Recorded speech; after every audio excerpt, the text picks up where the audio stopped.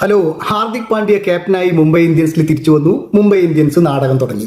നോക്കൂ, ഇന്നലെ കൊൽക്കത്തയിലെ ഈഡൻ ഗാർഡൻസിൽ നടന്ന മത്സരത്തിൽ കൊൽക്കത്ത നൈറ്റ് റൈഡേഴ്സ് മുംബൈ ഇന്ത്യൻസിനെ 4 വിക്കറ്റിന് തകർത്തു. ആദ്യം ബാറ്റ് ചെയ്തിട്ടുള്ള നമ്മുടെ മുംബൈ ഇന്ത്യൻസ് നാടകം ഇവിടെ തുടങ്ങുന്നത്. Ryan Rickelton 6 runs, 15 runs Rohit Sharma, Naman Dhir 0, then 15 runs എടുത്ത സൂര്യകുമാർ യാദവ്, ദെൻ 20 റൺസ് എടുത്ത തിലക് വർമ്മ, 26 റൺസ് എടുത്ത ഹാർദിക് പാണ്ഡ്യ, ദെൻ 14 റൺസ് എടുത്ത വിൽ ജാക്സ്. പക്ഷേ നമ്മളെ 18 ബോളിൽ 32 റൺസ് എടുത്ത നമ്മുടെ കാർബൺ ബോഷുകാരനാണ് ആ കളി 147 എത്തിച്ചത്. 20 ഓവറിൽ 8 വിക്കറ്റിന് 147.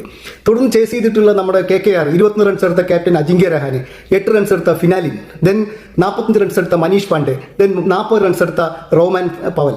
ഇത് 18 പോയിന്റ് 5 ഓവറിൽ 148 റൺസ് അടിച്ചു. 6 വിക്കറ്റിന് 4 വിക്കറ്റിന് തകർത്തു. നോക്കൂ, ഇപ്പോൾ എല്ലാ ടീമിന്റെയും 13 കളികൾ തീർന്നു.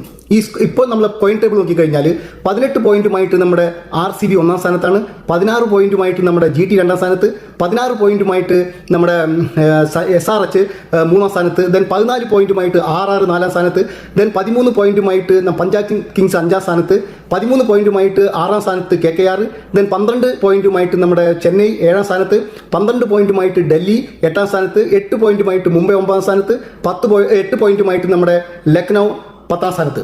ഇന്ന് നടക്കാൻ പോകുന്ന കളി, ഇനി ഓരോരോ കളികൾ മാത്രമാണ് നമുക്ക് അവശേഷിച്ചിട്ടുള്ളൂ. ഇന്ന് നടക്കാൻ പോകുന്ന കളിയിൽ GT ചെന്നൈയുമായി ഏറ്റുമുട്ടും. സപ്പോസ് ചെന്നൈ ജയിക്കുകയാണെങ്കിൽ 14 പോയിന്റുമായിട്ട് ചെന്നൈ നമ്മളെ ഈ ഒരു സ്ട്രോങ് കണ്ടസ്റ്റന്റ് ആയിട്ട് വരും. ചെന്നൈക്ക് ജയിച്ചേ പറ്റൂ. ചെന്നൈ ജയിച്ചില്ലെങ്കിൽ ചെന്നൈ പുറത്തായി ഇന്നത്തെ കളിയിൽ.